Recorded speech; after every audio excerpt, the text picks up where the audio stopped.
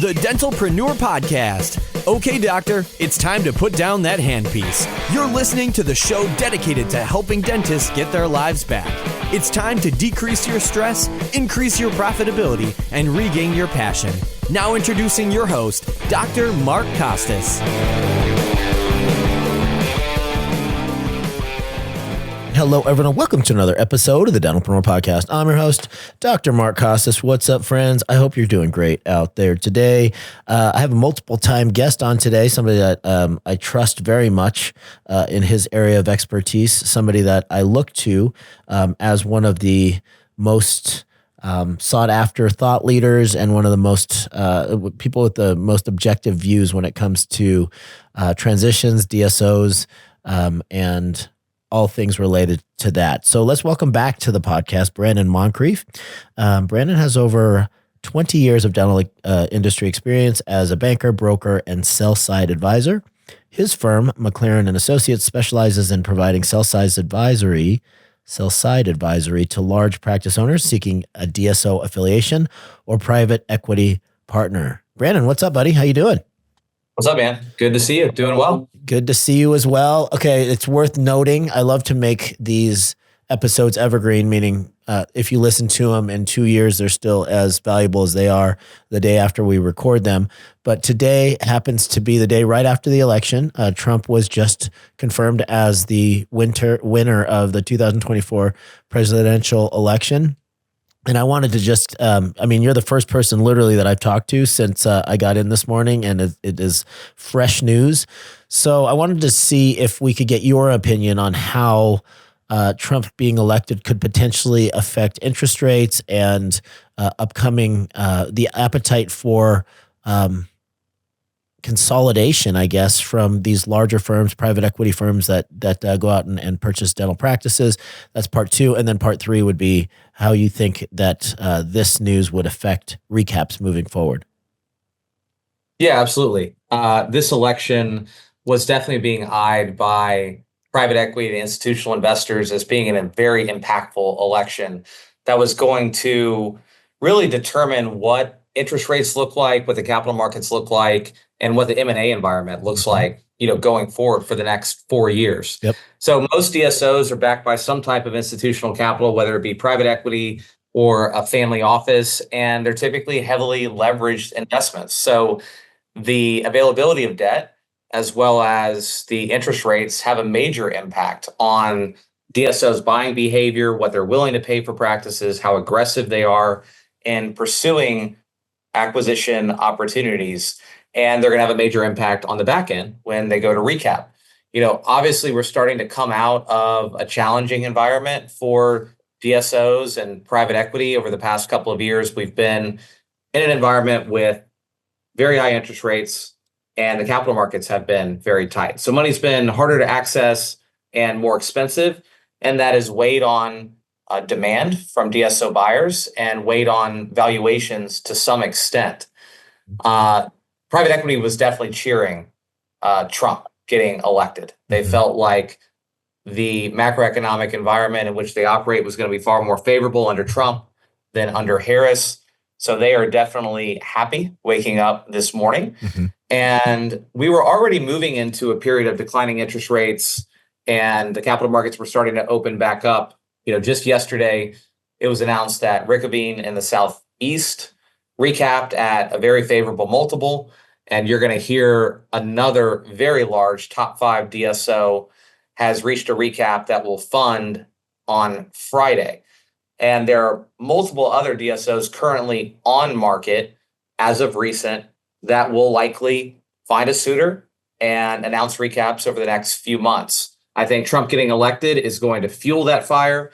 And a lot of those DSOs that have been postponing recaps because of the macroeconomic environment will look to recap in 25 and 26, and they'll trade at pretty good multiples, somewhere in the range of probably 11 to 15x.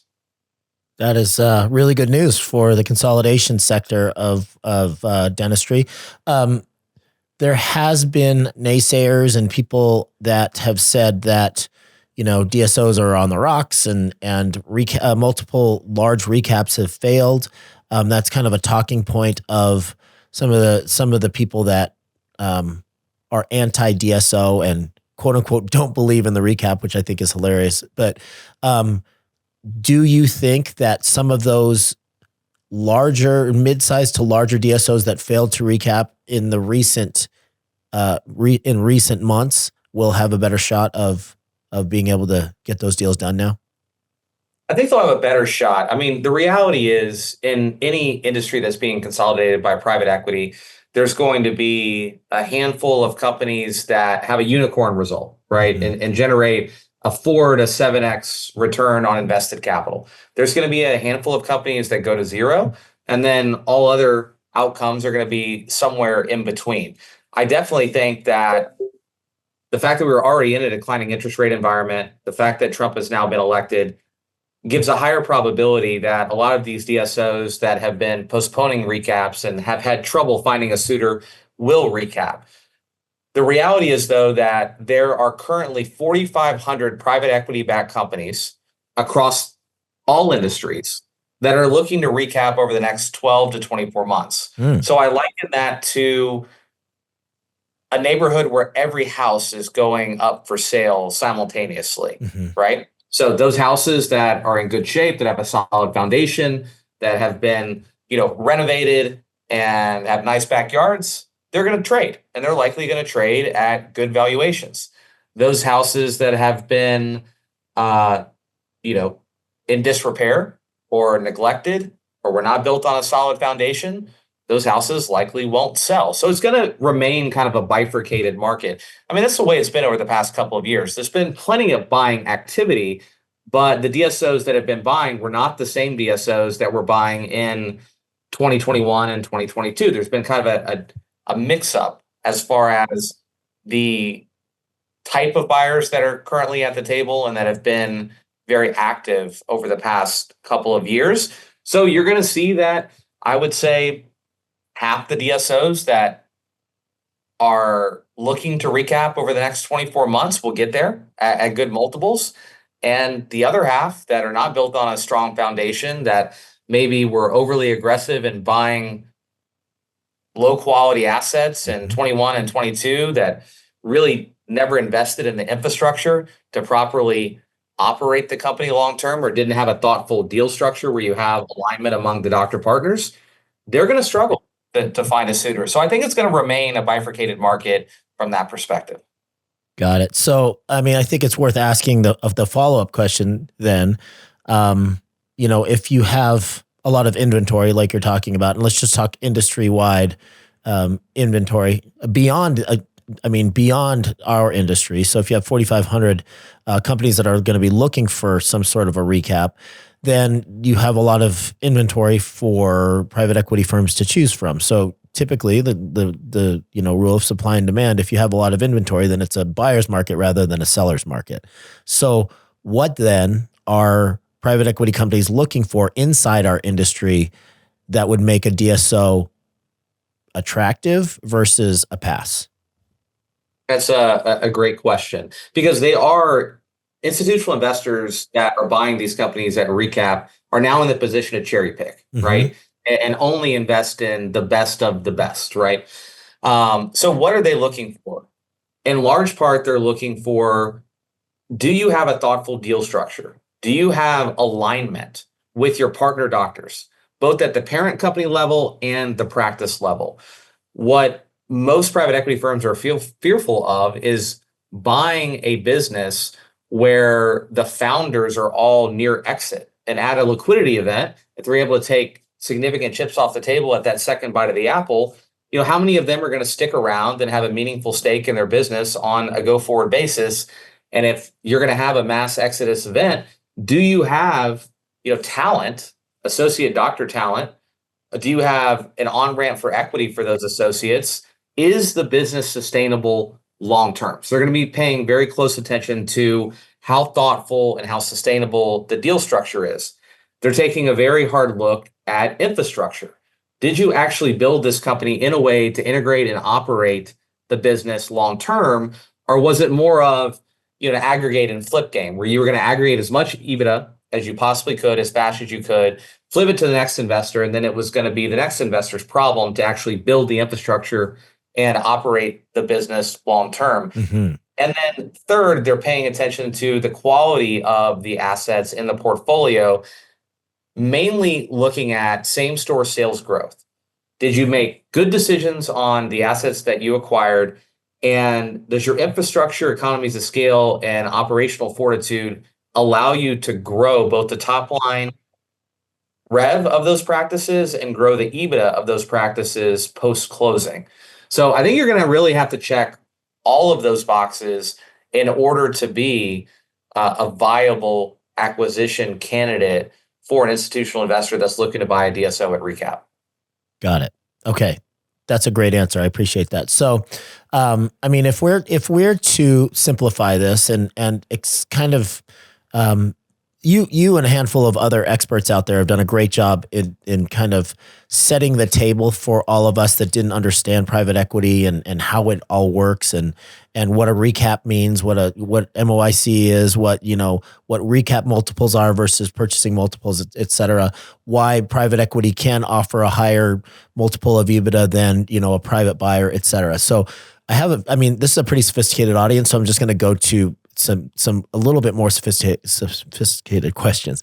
All right. So if you're looking at the overall kind of formation of a regional group that kind of emerges and they get a little bit of backing, it could be traditional lending or it could be private equity backed, but they build up to a certain size and they're prepared for recap now, which means that basically the private equity company that's backing them is ready to sell to a larger private equity company or the next buyer. Okay.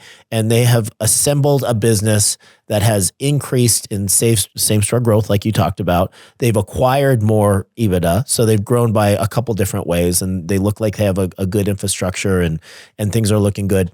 They're attractive to the new buyer. This is a larger private equity company that now buys them and has a 3 to 5 year hold time to try to build up the practice or the business as much as possible for the next suitor and then the next and then the next. So you can picture it like one fish gets gobbled up by a bigger fish, which gets gobbled up by a bigger fish. Eventually you're looking at, okay, the only people I could sell this to are the whales, right? So you have, the top 5 or top 10 private equity companies that are looking to buy the really big DSOs. What happens after the big guys buy you? Like, is it going public? Is it IPO after that? Or do the big guys hold you forever? What is the philosophy as you kind of start moving up the ranks to bigger and bigger private equity firms? Once you get above, I'll say 300 to 500 locations, somewhere in that range, the buyer pool is going to be limited, as you mentioned, to the largest private equity firms in the world. And once you transact to one of those firms, one of two things is going to happen. You're either going to move into a long-term holding pattern like Heartland's been, with KKR. Mm-hmm. Heartland is likely in a 10 to 15 year hold where they will generate IRR of anywhere between 10 to 20% per year. And eventually they're either going to sell to another institutional investor or more likely look to IPO. That is likely their next course of action given their size. But the IRR is going to go down significantly at that size. The larger the DSO, typically the lower the return on equity. And the buyer pool is very limited on the back end when they go to recapitalize. It's likely going to be the public markets. So that's the natural iteration of a private equity backed company. As once it grows to a certain size, the number of buyers are limited, the return on investment goes down. And at some point, you're either in a long-term hold or you have to pivot to an IPO because there's no investor large enough other than the public markets to take down a company of that size. But the way that private equity makes money in this industry is, like you said, they essentially just repeat the cycle every 5 years or so, and it's a cost average game. So if you're a 50 location DSO selling today for a 13x multiple, the new owner of that business is cost averaged across every single practice they bought at 13 times EBITDA. They then have to go out and acquire additional offices at a cost average of, say, 8 times EBITDA and bring that global cost average down to, let's say, 10 times EBITDA before they recap again at a 13x multiple. Well, if your cost average at 10 times EBITDA and you hit a 13x multiple with the proper use of leverage, you might generate a 2 to 3x cash on cash return. Versus if you're that smaller DSO that bought those 50 practices at a cost average of 8x and you sell for 13x, you're generating a larger return at that recapitalization event. So that's where size matters. Typically, the larger the DSO, the less risk, but the lower return. And private equity consistently repeats that recap cycle every 5 years or so until they grow to a size where it's either a long-term hold or the IPO markets. Got it. Okay. So there's different characteristics then for people that are interested in investing in small to mid-sized private equity companies versus the investors for a KKR or an Apollo, the huge ones. The investors for the larger guys are okay with a buy and hold, correct? That's correct. So let's pretend I'm the investor. And if I'm going to invest my money with a smaller private equity firm that invests in smaller assets, I understand that those assets have a larger level of risk. Therefore, my expected return on the money that I'm giving that private equity firm is going to be significantly higher than if I'm giving money to KKR, because I know KKR is a massive private equity firm that invests in safe, large assets. Risk reward, right? So if I give my money to KKR as opposed to this smaller private equity firm, I know that the return's likely going to be lower. It might only be a 10 to 15, maybe on a good day, 20% return on invested capital on an annual basis. But the assets that they're buying have less risk because they're buying much larger assets. Got it. Yep. That makes perfect sense. Okay. So I had a spirited debate on my podcast with somebody that had a podcast that was basically anti-DSO. I won't mention the name of the podcast, but it was a spirited debate, but it was respectful, and he gave his talking points and I gave mine back. Obviously, I'm pro growth. I'm pro private equity backed DSO under the right conditions, right? So if you were to, and I'll share with you after I ask you this question, but what his stance was. But if you were to say you are an ideal candidate right now for going with a private equity backed DSO transition versus maybe you should wait a little bit until you are ready, or just maybe sell to, a doctor to doctor transition, what would be that kind of line in the sand where you would say, all right, from here on out, you're a good target and it would be a good choice to sell at this point to PE? If your revenue is over 2 million and your EBITDA is over 500,000 and you have, let's say, less than 7 years from exiting your business, and or you can't sleep at night because of the management of the business or the fact that you've got a significant amount of your net worth tied up in a business that has significant key man risk. If you have any of those factors, it at least makes sense to look at it, to get educated about your options, to understand what is the environment for your practice in the DSO space. What would it trade for? What are the deal structures? And can pursuing a DSO affiliation alleviate whatever pressure points, whatever goals that you're trying to accomplish? But if you're young, you are not looking to de-risk and take chips off the table, you don't have a lot of headaches from a management perspective, you're not planning on exiting your business anytime within a 5 to 7 year window, I don't know that it makes a lot of sense to look at pursuing a DSO affiliation. So that's where we always start the conversation is talk to me about your why. What are your goals? What keeps you up at night? What are you trying to accomplish? And then let's talk about if it makes sense to do a deep dive, do an EBIT analysis, quantify your options, and take a hard look at either keeping your head down and continue to own the business for the next 5, 10, 15 years, or pulling the trigger on looking for a partner. Got it. Okay. Excellent. And I like the fact that you are putting right out there that this isn't a solution for everybody, right? This is not like, absolutely not. You're a hammer and the whole world is a nail, right? But what I was arguing was that he was saying absolutely no, never is it a good idea to sell to a DSO for the following reasons. And a big part of it was, especially when you skew a little bit younger, it's going to drastically affect your cash flow. And if you look at a 3 to 5 year time horizon, you're going to be basically earning as much as you would if you took that lump sum of cash from, say, a decent size multiple of your EBITDA. So that was his main kind of, and obviously it was a CPA, but he was that was his main kind of argument point.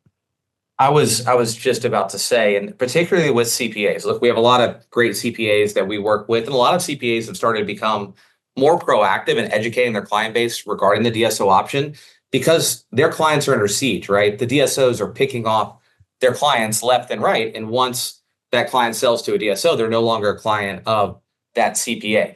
Look, if anybody says that it's a no-brainer to sell your practice to a DSO, or it's the absolute worst decision you could ever make to sell your practice to a DSO without full context of your individual practice and situation, that's a completely biased opinion. Mm-hmm. And we try to take a very objective approach and say, look, they're both viable options. You can hang on to your business and eventually sell it to a private buyer. You can choose to affiliate with a DSO and de-risk and monetize a large piece of the business today and take that hit in net income in exchange for that upfront cash. Mm-hmm. But you've got to look at both options. So I'm not a big fan of the message of the person that you're talking about because I do think that it's completely biased and it doesn't have the proper context to give doctors that guidance. Mm-hmm. You need to understand the holistic viewpoint of that person. Do they need help from an administrative perspective? Is there a benefit to de-risking and taking some chips off the table? What is their horizon to exiting their business? If you don't fully understand all of that, along with the context of the EBITDA of the business and what it would trade for in the DSO marketplace, there's no way in hell you can tell everybody broadly that selling their business to a DSO is a terrible idea. Mm-hmm. I think that's a self-serving message and completely off base. But there is no doubt that it doesn't make sense for probably half the doctors we talk to. Mm-hmm. At least it doesn't make sense today. Maybe it makes sense 2 years from now, 3 years from now. So we try to take a very objective approach to counseling the doctors that hire us to do a valuation, educate them regarding their options. And then from there, it's, hey, now that you're educated, choose your own adventure. We'll help you execute at a high level. Yeah. I love that answer because anytime you talk in absolutes, there's always a way to refute certain circumstances. So I want to go down some of the common myths that you sent over that you hear about DSOs. The first one is that you lose all autonomy and you'll kind of be just a spoke in this gigantic wheel and you'll be forgotten about. So I think that some of the first generation DSOs did a disservice to kind of the reputation of DSOs in general. But what have you seen out there as far as what could dispel these myths and kind of some of the black marks that DSOs in general have on them to the general pop of dentists that are potentially selling? Yeah, so I always tell my clients that when you're considering a DSO affiliation, you've decided that that's the route you want to go, and you start interviewing buyers. The conversation is a balance between economics, support, and autonomy, right? So the economics have to make sense in order for you to go down that path. That's you got to check that box. When it comes to that support autonomy equation, you need to pay very close attention to, what do you want help with? What would you like to get off your plate? But also balancing that with the fact that you don't want to partner with the DSO that's going to be, like some evil corporate overlord that's going to completely destroy both your operational autonomy and clinical autonomy. The good news is that the majority of DSOs that acquire practices allow you to offload administrative tasks that none of our clients enjoy doing. When it comes to like payroll and staff and doctor recruiting, bookkeeping, accounting, legal, compliance, none of our doctors enjoy doing those tasks, right? So they're welcome the ability to get that off their plate. With everything else, typically you have the autonomy to ask the DSO for help or do it yourself. So it's a very a la carte approach with most DSOs when it comes to how involved you want them to be in your business. So the good DSOs that buy our practices are really focused on allowing the doctors to maintain pure clinical autonomy. They're not going to tell you what to do in the operatory at all. When it comes to the operational functions of the business, there are things that have to come off your plate that the DSO has to handle, those items that I just mentioned. And then everything else is, tell me where you need help.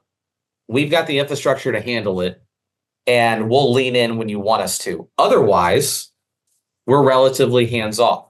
Now, you hear the horror stories out there of those DSOs that behave like evil corporate overlords and tell the doctors what to do. They have a complete loss of operational autonomy and clinical autonomy.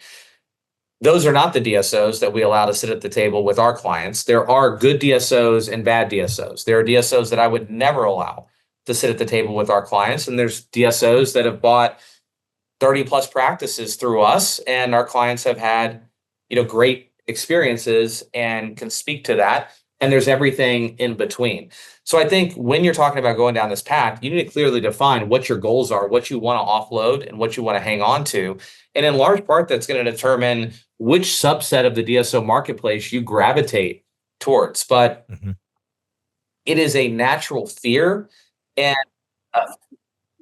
a fear that needs to be fully explored as you approach these conversations and start to vet DSOs regarding what are they going to change? What are they not going to change? How much operational and clinical autonomy are you going to have post-sale? That's awesome. Tell me if I understand this correctly about holdco equity versus joint venture deals. It's less likely that you'll get a significant amount of holdco equity as a DSO grows. True or false? I'd say that that's false. Okay. It really depends on the DSO's deal structure. I mean, some DSOs are a pure holdco where they're going to be giving you 60, 70, 80% cash at close, and the remaining value of your business is going to be rolled in a stock in the holding company of that DSO. Whereas others are pure joint venture, 60, 70% cash at close, 30 to 40% JV equity at the practice level. And then others are a hybrid, a combination of those two models where it might be 60% cash at close, 20% JV equity, 20% holdco. But I have not found that as the DSO grows in size, the amount of holdco changes as far as how much you can invest in the parent company, especially what we've experienced over the past couple of years. Given that capital markets are relatively tight, DSOs are trying to make their cash go further. And the way to make your cash go further is to have a larger component associated with equity so that you can reserve cash and continue to buy more practices and grow at a faster clip. Yeah, that makes sense. When I picture like a pie, private equity has to have their piece. The founding members have to have their piece of equity. So there's a finite amount of equity that you can distribute to future quote unquote partners or purchasees, people that you've purchased. So it just seems to me at some point with certain scale, you're just going to run out of holdco equity. Well, I think that's the reason why you have to hit a recapitalization event, right? To create that liquidity event so that the private equity firm can then up their equity position and kind of start the process over again. That makes sense. Yeah. Yeah. So, what is your preferred method? I mean, one of the cool things obviously about a JV model is that you still get some form of cash flow from some percentage of EBITDA that flows back to you. They own the majority of it, but you own a minority of it, and so you have certain cash flow assurances, and then you have if you remain profitable, and that incentivizes you for growth as well. So how do you prefer? What is your preferred structure if you could choose? So I try to take a relatively agnostic approach to, how we market our clients' businesses. So we always tell our clients, hey, keep an open mind. Let us take the practice to the broad marketplace, bring you all different types of buyers from a size perspective, from a deal structure perspective, and allow you to meet the players and get educated as to who's out there. And that may change your opinion as to what type of deal structure or what type of DSO you want to affiliate with.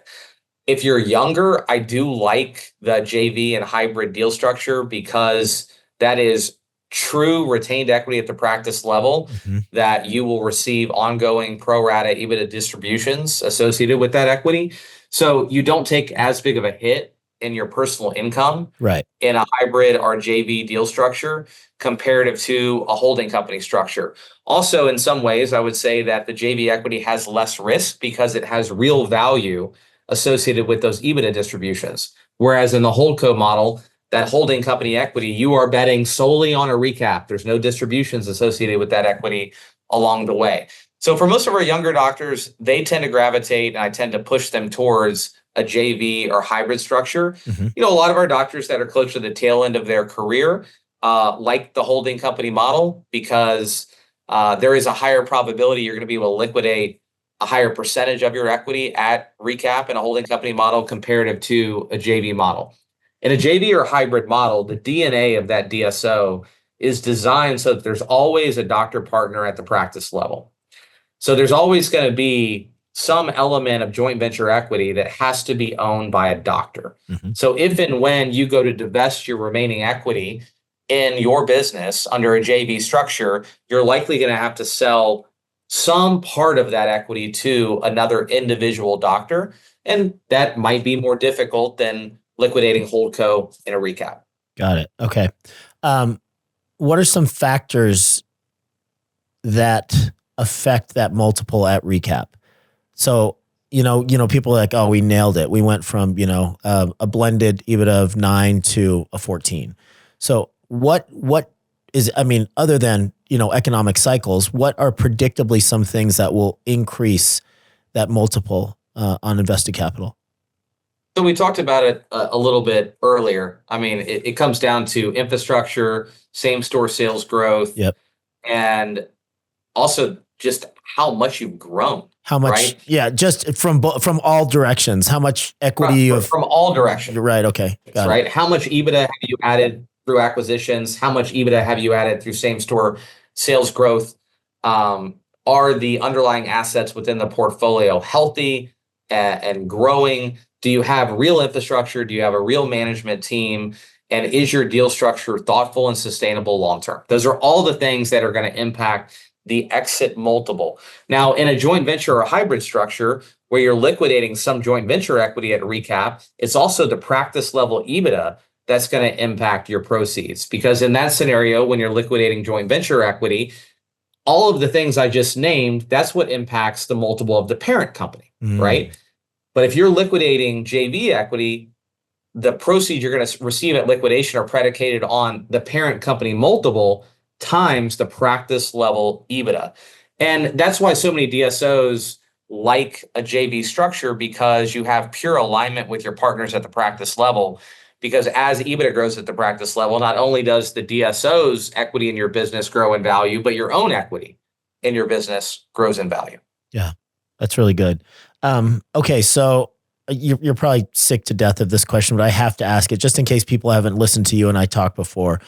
If you could pick 2 or 3 of the main mistakes that people make when they're selecting a DSO or when they're selling in general, because there's a lot of shady outfits out there, and there's a lot of very, very aggressive quote unquote salespeople, these business development managers that go out and they'll promise you the world, and they make their 4 to 10% commission on the deal, and they're gone forever. You'll never speak to them again. So what are some of the main kind of mistakes that people make when they're vetting their own personal deals? So first and foremost, you need to define your why. You need to define your goals, and you need to get educated. You need to get educated by somebody that takes an objective approach to that conversation. And that's what we try to do with each and every one of our clients. So you've got to understand, what are you trying to accomplish? What is your EBITDA? What is your business worth in the DSO environment? And how does selling to a DSO under different deal structures and at a certain valuation compare to keeping your head down and hanging on to your business? I think that's where the conversation has to start. And you need to work with somebody that can give you objective guidance that is not going to push you one direction or the other. Secondly, you need to make sure that if you're going to go down this path, you create as much optionality and leverage as possible through doing two things.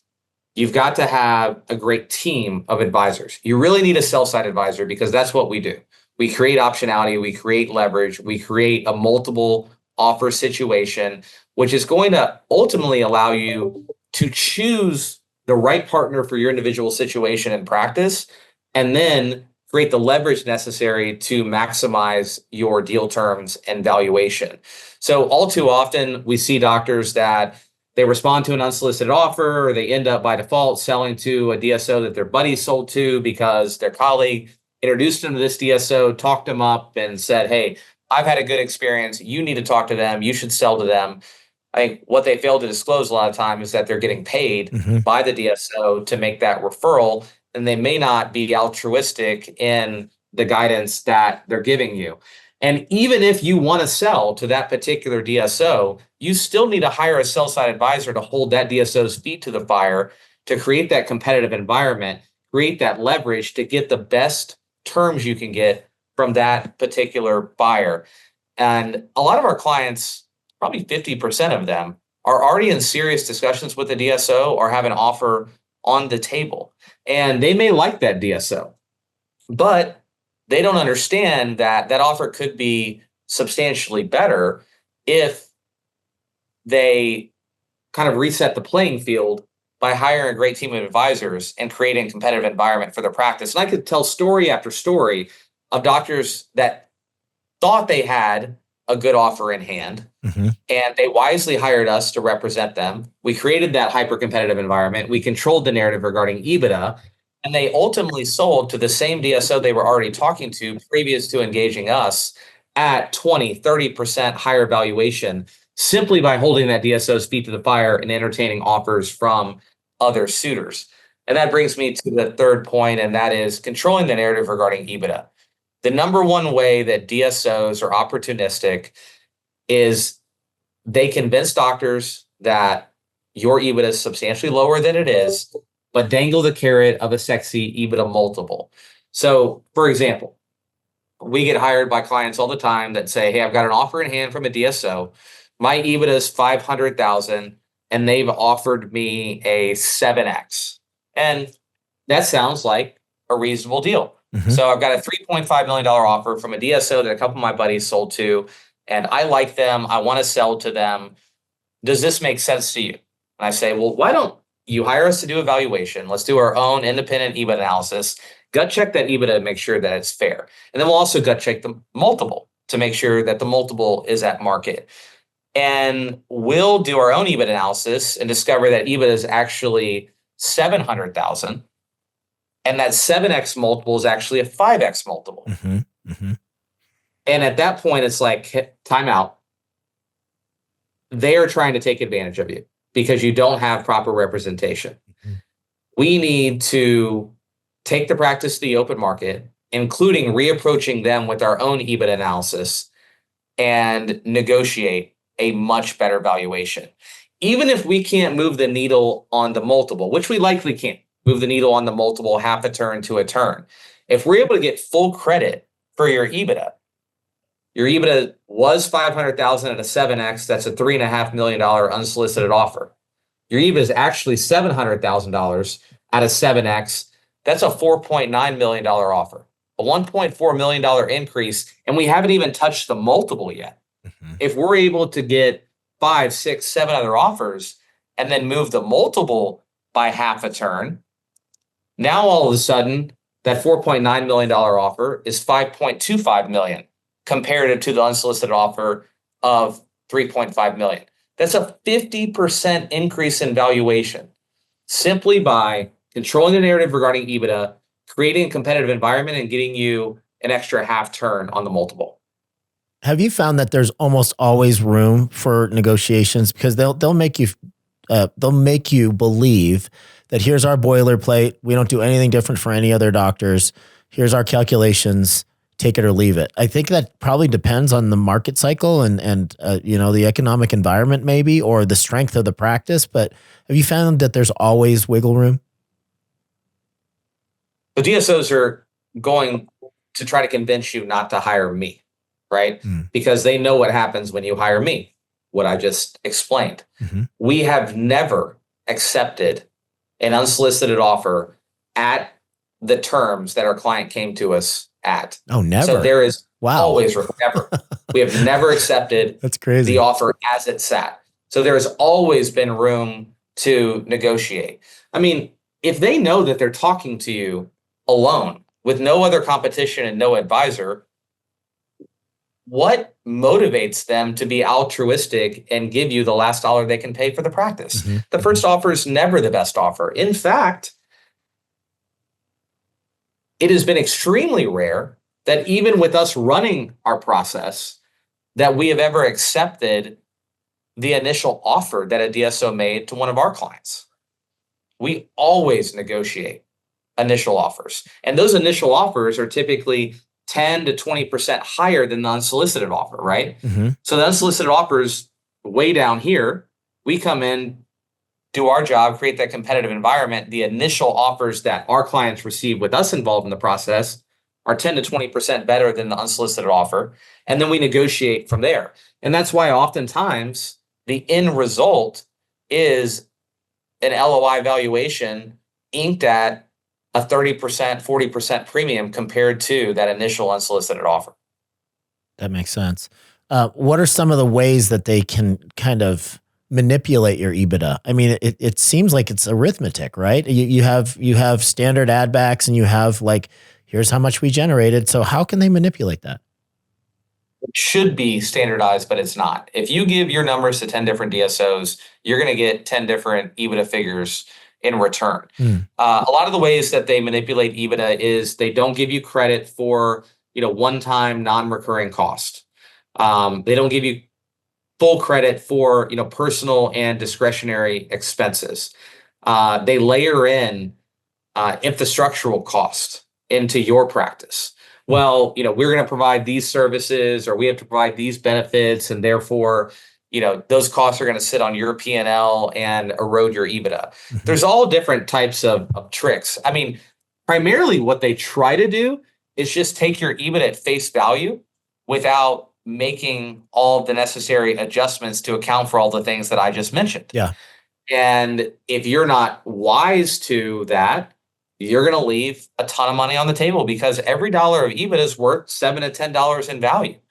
So the multiple is not the most important thing impacting the valuation. The EBITDA is the most important thing impacting the valuation. If you can negotiate both of those elements of the transaction, you're going to end up with a much better result. Yeah, that's so interesting. And coming back to your explanation about blended EBITDA, obviously, if you are a shrewd negotiator, you may be one of the practices that they paid a premium for, and then there's going to be a handful of practices that they underpay for. So that blended EBITDA is going to be in the accepted range for them. And as long as that accepted blended EBITDA is okay, so they're willing to pay a premium, and they know that there's going to be some unsophisticated sellers as well, correct? Absolutely. So a lot of people ask me, well, Brannon, how are you able to do this? Why will DSOs pay a premium for my practice comparative to me doing this on my own? And the reality is this: it's a cost average game, like you said. Let's say they're going to go buy 10 practices in Phoenix, Arizona, because they've created such efficient marketing channels to get proprietary deals, doctors that come to them that are unrepresented. They know they can manipulate EBITDA and manipulate valuation on those deals. And those are the majority of the practices they're going to buy. So let's say they buy 8 of those 10 practices unrepresented. They had no competition, and they bought those practices for 5.5 times EBITDA. their goal was to buy those 10 practices at a cost average of 7 times EBITDA.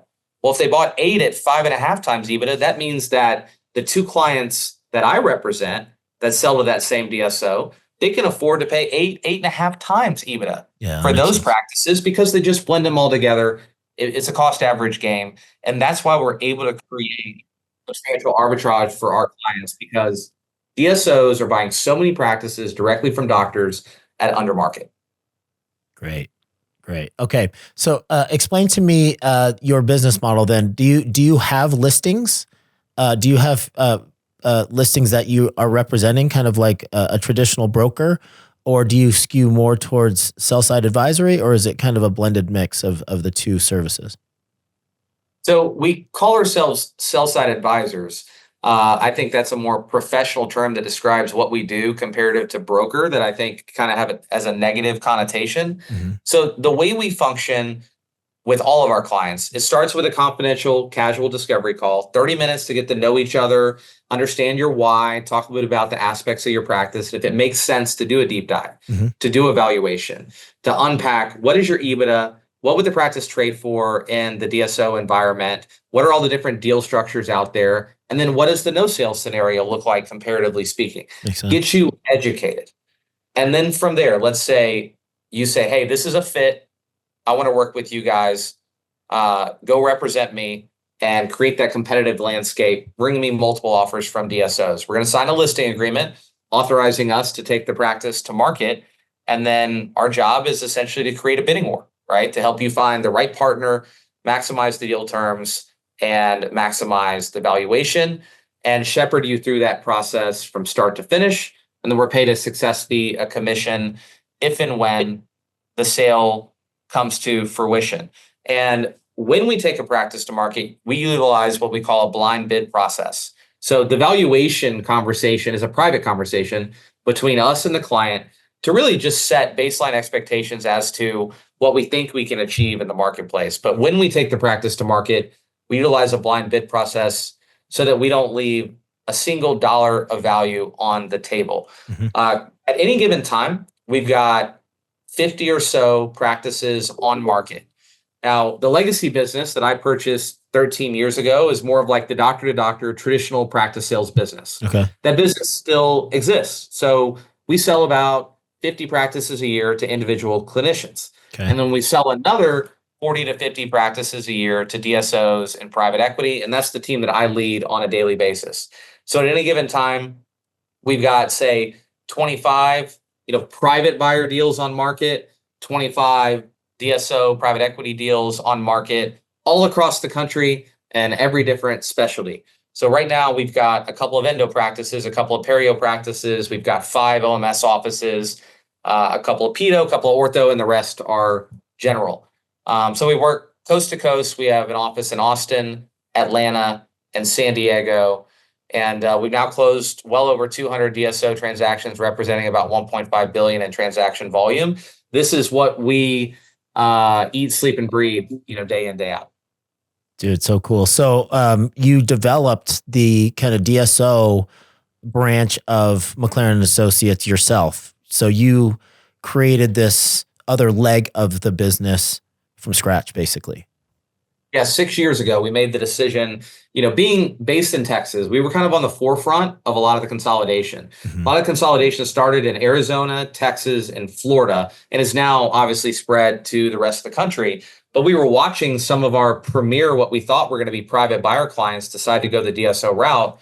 And a lot of them were not educated about how private equity views practice valuation, about the different levers involved in the deal structure. They either sold prematurely to the wrong DSO or left a lot of money on the table. And it was like, all right, we've got to get involved in this side of the space. That's when we built out a process, a DSO affiliation and private equity partnership process. We built out a valuation team consisting of a CPA and multiple financial analysts. And then we started to recruit investment bankers and people that were working on the buy side for DSOs. So, we've got a former investment banker on our team. We've got a couple of guys that were working on the buy side for private equity backed DSOs. We invited them to step on the sell side of the table. who better to have representing you than somebody that knows all the tricks of the trade and used to sit on the buy side. Yeah. So we've got a team of 13 people, likely about to be 15 people nationwide. And it's been a really fun ride. We built an awesome reputation in the space and really enjoy what we do. And, we create meaningful value for our clients, whether that's educating them and convincing them that a DSO affiliation isn't the right path for them, or educating them and helping them monetize their business at a much better outcome than they would achieve on their own. Good stuff, buddy. Good stuff. What's the best way for people to kind of start that discovery process with your team? Yeah, you can text me. You can call me on my cell. My number is 512-660-8505. You can also email me, Brannon, BRANNON, at dentaltransitions.com. And check out dentaltransitions.com. There's a DSO resources landing page that's got a lot of articles and podcasts and webinars just like this one, because we're all about getting educated. You got to get educated first before you make one of the most impactful decisions of your career and your life. Yeah. Bottom line, don't be scared of DSOs. Just go in with representation if you're considering selling to a DSO. Absolutely. Love it. All right. All right, guys. As always, Brannon, just one of the best minds in this space. So I can't thank you enough for taking the time to talk to our audience today. You always bring fresh insights, no matter how many times we talk. Congratulations on your success. You've been busier than anybody in the industry. And let's look to see what happens, what this new administration is going to do for this whole transition world. It's going to be interesting. I'm definitely bullish on it. Thanks for having me, Mark. Always a pleasure. All right. Ladies and gentlemen, Brannon Moncrief.